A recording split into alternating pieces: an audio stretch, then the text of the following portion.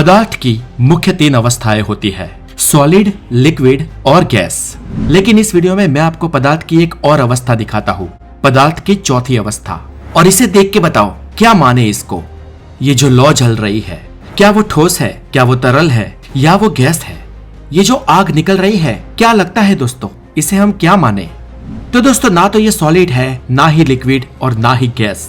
ये पदार्थ की एक और अवस्था है और इसे प्लाज्मा बोलते हैं। और इसके अलावा पदार्थ का 5वां एक और स्टेट भी है जिसे कहते हैं बोस-आइंस्टाइन कंडेंसेट। पदार्थ की इन दोनों ही यूनिक अवस्थाओं की हम इस वीडियो में बहुत ही सरल शब्दों में और आप आसानी से समझ सके ऐसे चर्चा करेंगे। मैं हूं हितेश गिरी गोसाई, आप है हेल्दी और साइंटिफिक ज्ञान से भरे एक चैनल द नॉलेज पर। और अगर आप हमारे चैनल पर नए हैं तो इसे सब्सक्राइब जरूर कर दें और साइंटिफिक वीडियोस के लिए हमारे अपडेट द नॉलेज ऐप को भी अपने मोबाइल में इंस्टॉल जरूर करें, जिसका लिंक नीचे डिस्क्रिप्शन में दिया गया है। तो पदार्थ की सभी अवस्थाओं को जानने से पहले हम ये जान लेते हैं कि आखिर पदार्थ यानी कि मैटर है क्या। तो फ्रेंड्स, पदार्थ आपके आसपास उपलब्ध सब कुछ है। हर वो चीज जो आप देख सकते हो, महसूस कर सकते हो, वो पदार्थ है। ऐसी कोई भी चीज जिसमें घनत्व होता है या जो स्थान घेरती है और हम जिसे एक या एक से अधिक इंद्रियों द्वारा महसूस कर सकते हैं, वो पदार्थ है। उदाहरण के लिए हवा और पानी, हाइड्रोजन और ऑक्सीजन, चीनी और रेत, चांदी, स्टील, लोहा, लकड़ी या भाप या कार्बन या सल्फर या चट्टान, ये विभिन्न प्रकार के पदार्थ के ही रूप है जिसके पास मास यानी कि आयतन है और जो स्थान भी घेरते हैं।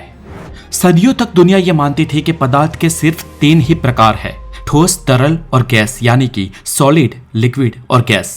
लेकिन 22 अगस्त साल 1879 में मैटर का चौथा प्रकार डिस्कवर हुआ जो था प्लाज्मा। और इसके बाद हमारे ही देश के एक होनहार और भारतीय वैज्ञानिक ने पदार्थ का रहस्यमय और 5वां प्रकार भी डिस्कवर किया, जिसकी हम इस वीडियो में डिटेल में चर्चा करेंगे। लेकिन उससे पहले हम शॉर्ट में जान लेते हैं पदार्थ की ठोस यानी कि सॉलिड अवस्था के बारे में। सॉलिड यह पदार्थ की वो अवस्था है जिसमें उसका मास और आकार निश्चित होता है। ठोस पदार्थ के परमाणु तरल या गैस पदार्थ के परमाणुओं के कंपैरिजन में बहुत ही ज्यादा करीब होते हैं और इन परमाणुओं के बीच लगने वाला बल इतना प्रबल होता है कि इनके अणु किसी भी प्रकार की स्थानांतरीय गति यानी कि मूवमेंट नहीं कर सकते हैं, लेकिन उनमें कंपन और घूर्णन यानी कि वाइब्रेशन और रोटेशन होता है। और इसीलिए ठोस वस्तु आकार में निश्चित होती है, एक फिक्स आकार होता है उनका, और इसे किसी भी कंटेनर में रख दो, वो उस कंटेनर का आकार ग्रहण नहीं कर सकती है, वो अपने आकार में ही निश्चित रहेगी। धातु, शीशा, पत्थर और लकड़ी जैसी चीजें ठोस पदार्थ के उदाहरण है। मैटर का दूसरा स्टेप यानी कि द्रव्य या लिक्विड। द्रव्य अवस्था में पदार्थ के कण ठोस अवस्था के मुकाबले दूर होते हैं। इस अवस्था में पार्टिकल्स का या कणों का कोई निश्चित अरेंजमेंट नहीं होता है।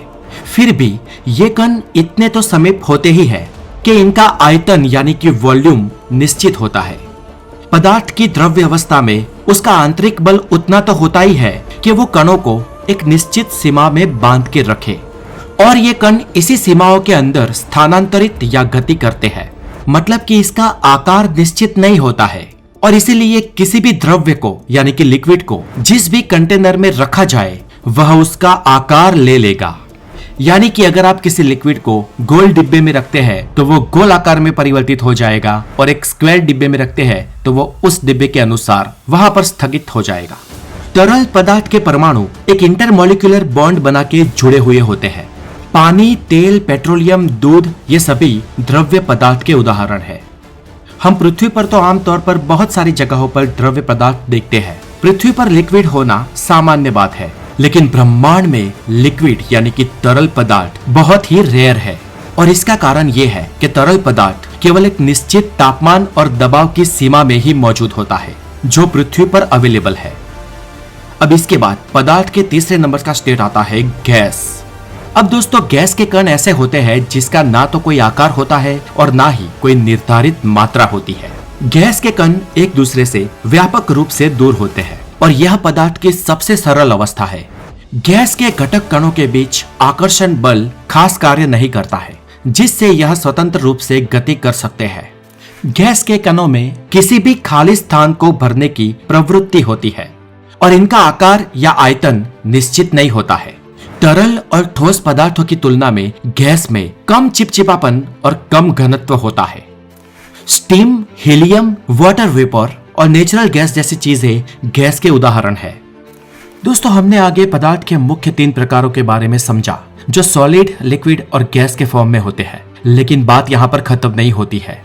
साल 1879 में विलियम क्रुक ने पदार्थ के एक नए और अनोखे प्रकार को खोज निकाला और जिसे बाद में साल 1928 में इरविंग लैंगमुइर के द्वारा प्लाज्मा नाम दे दिया गया।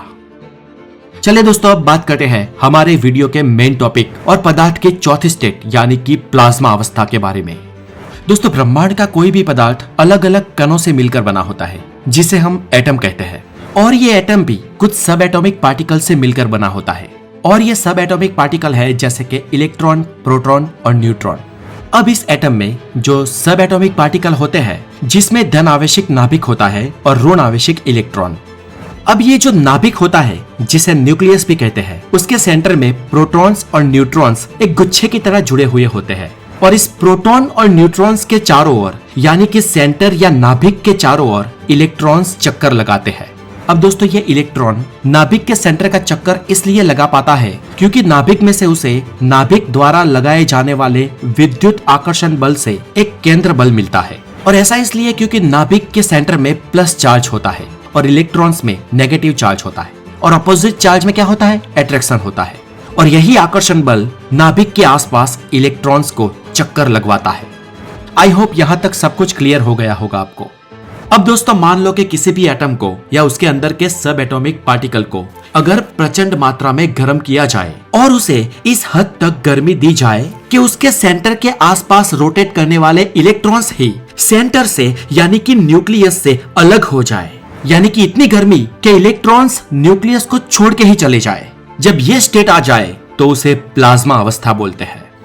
प्लाज्मा अवस्था में पार्टिकल के सेंटर के आसपास इलेक्ट्रॉन्स चक्कर नहीं लगाते हैं, इलेक्ट्रॉन्स फ्री हो जाते हैं और न्यूक्लियस भी अपने आप में फ्री होते हैं। सब कुछ फ्रीली रोटेट कर रहा होता है। यही यूनिक अवस्था होती है प्लाज्मा स्टेट। प्लाज्मा अवस्था में कोई भी अणु अपनी परमाणविक अवस्था में नहीं हो सकता है। यहाँ पर सब कुछ आयनित अवस्था में होता है, इसलिए हमारा सूरज प्लाज्मा स्टेट में है और सिर्फ सूरज ही नहीं लेकिन ब्रह्मांड में जितने भी तारे हैं वो प्लाज्मा अवस्था में ही है। दोस्तों, प्लाज्मा अवस्था के मैं एग्जांपल दूं आपको तो जो ऑरोरा लाइट है या लाइटनिंग या बिजली है या वेल्डिंग एग्स है, ये सभी प्लाज्मा अवस्था के उदाहरण है। चलिए अब हम जानते हैं पदार्थ की सबसे इंटरेस्टिंग और 5वीं स्टेट को, जिसे कहते हैं बोस-आइंस्टाइन कंडेंसेट। पदार्थ की इस अवस्था को सत्येंद्रनाथ बोस ने साल 1920 में सबसे पहले खोज लिया था सिद्धांतिक रूप से और उन्होंने अपना ये सिद्धांत और उसके पेपर पब्लिश करवाने के लिए बहुत मेहनत भी की, लेकिन कोई पब्लिशर उनके ये पेपर्स पब्लिश करने के लिए तैयार नहीं था। और अब जब सत्येंद्रनाथ बोस का ये सिद्धांत कोई भी पब्लिशर पब्लिश करने के लिए तैयार नहीं था, तब उन्होंने इस रिसर्च को एक कागज में लिफाफा बनाकर सर एल्बर्ट आइंस्टाइन को भेज दिया। और आइंस्टाइन ने जब सत्येंद्रनाथ बोस का ये सिद्धांत पढ़ा तो आइंस्टाइन सच में शॉक हो गए क्योंकि दुनिया को तब पदार्थ की सिर्फ 4 अवस्था ही पता थी। सत्येंद्रनाथ बोस ने पदार्थ की 5वीं अवस्था the 5th state of matter ढूंढ लिया था। इसलिए आइंस्टाइन ने पब्लिशर्स को कहा कि इंडिया में एक वैज्ञानिक ने सच में बहुत बड़ी चीज खोज ली है और इसके बाद आइंस्टाइन के कहने पर इस सिद्धांत को छापा गया। सोचिए उस वक्त कितनी ईमानदारी थी। कोई और वैज्ञानिक होता तो शायद इस सिद्धांत को ही अपने नाम करवा देता, लेकिन एल्बर्ट आइंस्टाइन ने बोस का नाम पहले रखा। एल्बर्ट आइंस्टाइन का कहना था कि यह सिद्धांत सत्येंद्रनाथ बोस का है और बोस का कहना था कि अगर आइंस्टाइन नहीं होते तो शायद ये सिद्धांत छपता ही नहीं और इसलिए इसे बोस-आइंस्टाइन कंडेंसेट नाम दे दिया गया और इस पर पदार्थ की 5वीं अवस्था के रूप में मोहर लग गई।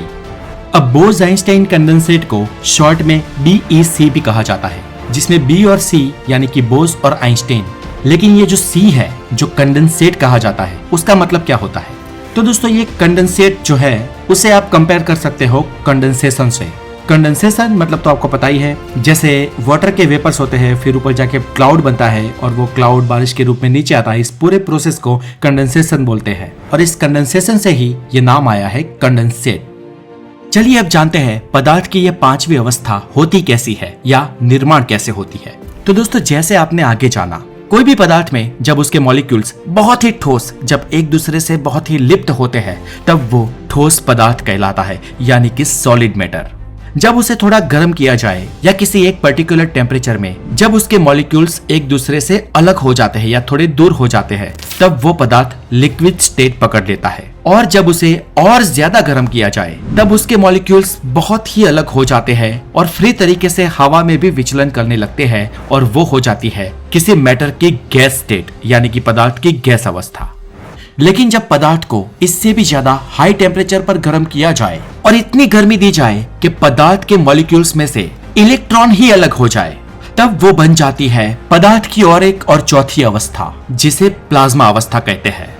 लेकिन दोस्तों पदार्थ की इस प्लाज्मा स्टेट से बिल्कुल विरुद्ध, यानी कि पदार्थ के मॉलिक्यूल्स को एक हद तक गर्म नहीं लेकिन बहुत हद तक ठंडा कर दिया जाए, इस हद तक कि उसमें कोई भी ऊष्मा शेष ना बचे, यानी कि वो 0 केल्विन के करीब करीब पहुंच जाए, तब उस पदार्थ के मॉलिक्यूल्स पा लेते हैं पदार्थ की अल्टीमेट और पांचवी अवस्था, जिसे कहा जाता है बोसॉन आइंस्टीन कंडेंसेट स्टेट। अब दोस्तों पहले तो आपको बता दूं कि 0 डिग्री सेल्सियस जिसे हम कहते हैं वो दरअसल सबसे कम टेम्परेचर नहीं है। 0 डिग्री सेल्सियस जो है वो बस बर्फ का मेल्टिंग पॉइंट और पानी का फ्रीजिंग पॉइंट है। इसके नीचे भी -10, -50, -100, -150 या उससे भी नीचे टेम्परेचर जा सकता है। लेकिन ये माइनस में कहां तक जा सकता है? जैसे प्लस में टेम्परेचर करोड़ों डिग्री सेल्सियस तक जा सकता है, तो माइनस में कितना नीचे तक जा सकता है? तो दोस्तों माइनस में 0 केल्विन तक टेम्परेचर जा सकता है, और ये 0 केल्विन मतलब कि एब्सोल्यूट 0, और सेल्सियस में इसे नापे तो होता है -273.15 डिग्री सेल्सियस। और दोस्तों टेम्परेचर का ये पॉइंट ब्रह्मांड में कोई भी अचीव नहीं कर सकता है, क्योंकि इस टेम्परेचर पर, इस लेवल पर किसी भी पदार्थ की सभी ऊर्जा, सभी एनर्जी खत्म हो जाएगी। वो एब्सोल्यूट 0 की अवस्था पा लेगा और उसमें मौजूद सभी क्रिया स्तब्ध हो जाएगी। इस ब्रह्मांड में जितनी भी चीजें हैं, जिसे आप सजीव कहो या निर्जीव, या जितने भी पदार्थ हैं, इन सभी पदार्थ का अपना एक टेम्परेचर होता है। हर पदार्थ में ऊर्जा मौजूद होती है, और क्योंकि उसमें ऊर्जा होती है इसीलिए इन पदार्थों में गतिविधि चलती रहती है। क्वांटम लेवल पर वो एक्टिव होते हैं, वो क्रियाशील होते हैं। लेकिन एब्सोल्यूट 0 पर, यानी कि -273.15 डिग्री सेल्सियस पर एक्चुअली वो पदार्थ मृत हो जाता है, और ऐसे ब्रह्मांड में कोई भी जगह नहीं है जहां पर एब्सोल्यूट 0 टेम्परेचर मौजूद हो, और ना ही हम इस टेम्परेचर को अचीव कर सकते हैं। लेकिन ऑलमोस्ट एब्सोल्यूट 0, यानी कि इससे करीब करीब का टेम्परेचर हमने इसी पृथ्वी पर लैब में अचीव कर लिया है, जो है -273.14 डिग्री सेल्सियस। अब दोस्तों जब किसी पदार्थ को इस लेवल पर ले जाया जाए तब पदार्थ कुछ और ही बन जाता है, और पदार्थ की इसी स्टेट को बोस-आइंस्टाइन कंडेंसेट कहते हैं। आपको एक एग्जांपल देकर समझाऊं तो मान लीजिए कि हवा में स्टीम होती है, यानी कि पानी के मॉलिक्यूल्स होते हैं। वो एक गैस अवस्था है। उसे और ठंडा किया जाए तो वो मॉलिक्यूल्स एक दूसरे से करीब आ जाएंगे, और वो अब हवा में उड़ नहीं सकते, लेकिन एक तरल रूप ले लेंगे जो लिक्विड फॉर्म होगी, जो पानी होगा। और पानी के इन मॉलिक्यूल्स को और ठंडा किया जाए तो वो बहुत ज्यादा करीब आ जाएंगे, और 0 डिग्री सेल्सियस पर वो बर्फ का रूप ले लेंगे। लेकिन जब इसे और ज्यादा ठंडा किया जाए, एक हद तक ठंडा किया जाए और करीब करीब एब्सोल्यूट 0 तक पहुंचा दिया जाए, यानी कि बर्फ के घटकों को -273.14 डिग्री सेल्सियस तक ठंडा किया जाए, तो वो और ज्यादा करीब आ जाएंगे। और इतने कम तापमान पर ये सभी पार्टिकल्स अलग अलग ना रहकर सिर्फ एक ही पार्टिकल बन जाएंगे, यानी कि सभी पार्टिकल एक पार्टिकल का गुच्छा बना देंगे, और इस पार्टिकल को हम कहते हैं सुपर एटम। और इस सुपर एटम में सारे पार्टिकल्स की एनर्जी सेम हो जाएगी।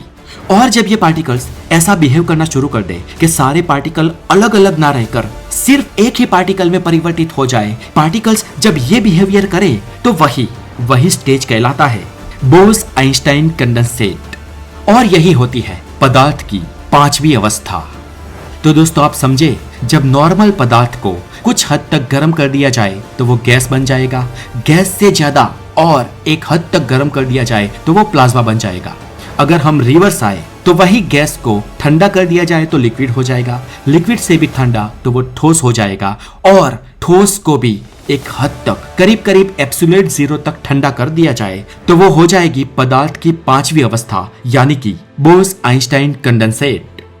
अब दोस्तों, सत्येंद्र नाथ बोस ने पदार्थ की इस अवस्था को थ्योरेटिकली तो साल 1920 में ही क्रिएट कर लिया था और साल 1925 में यह पब्लिश भी हुआ, लेकिन उस वक्त हमारे पास इतनी टेक्नोलॉजी नहीं थी कि आइंस्टाइन या बोस इसे प्रायोगिक रूप से क्रिएट कर पाए। लेकिन 5 जून साल 1995 के दिन एरिक ए कॉर्नेल ने मैटर की इस पांचवी अवस्था को लैब में क्रिएट भी कर लिया और इस महाशय को साल 2001 में इसके लिए नोबेल प्राइज भी मिला। हालांकि एक नोबेल प्राइज सत्येंद्र नाथ बोस को भी मिलना चाहिए था। एस.एन. बोस ने ऐसी कई थियरीज खोजी थी और उन्होंने अपनी बुक साइंस एज और कई फिजिक्स की बुक और कई सारे रिसर्च पेपर में ऐसी थियरीज बताई थी जिनके ऊपर रिसर्च हुए और बाद में उन रिसर्च करने वालों को नोबेल प्राइज मिला, लेकिन एक भी नोबेल प्राइज सत्येंद्र नाथ बोस को नहीं दिया गया है।